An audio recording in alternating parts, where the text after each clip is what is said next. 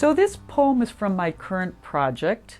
My husband and I lived in New York City in the 80s, which was a fascinating time to be in the city. I was from the Midwest and I fell in love with New York. It was a very different city than it is now. There was a lot of crime, a lot of drug use.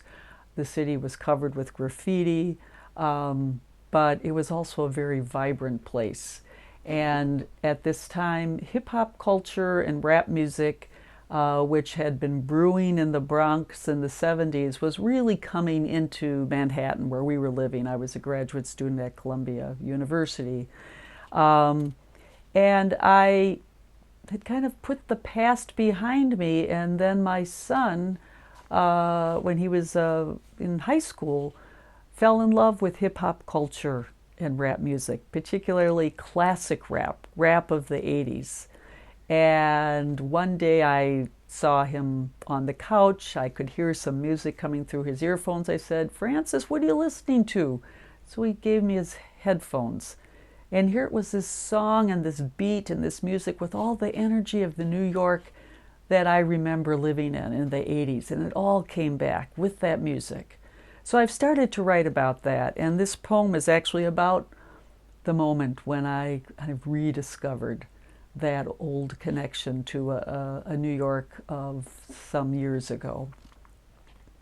And the title of the poem is Planet Rock Redux. Planet Rock is the name of a rap song by Africa Bambaataa and the Soul Sonic Force, and it was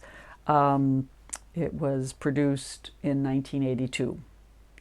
Planet Rock Redux.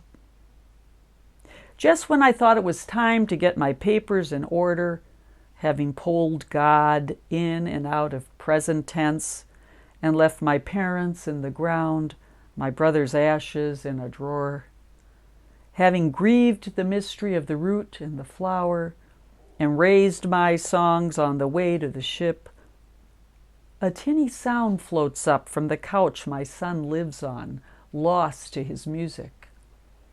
"Who's that?" I ask, loud enough to open his eyes.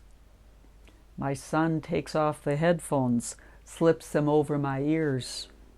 Crashing in, a scramble of syllables packed tight as fingers in a fist, the rhymes lining up, James Brown with a fever, the thumb piano riff calling her out, the woman I'd been, who heard this voice on a summer dusk street, the heat sheening the cobblestones, every window yawning open to the boombox beat that rattled the dust we would become. And before I could say, "Honey, I know this song," I was dancing.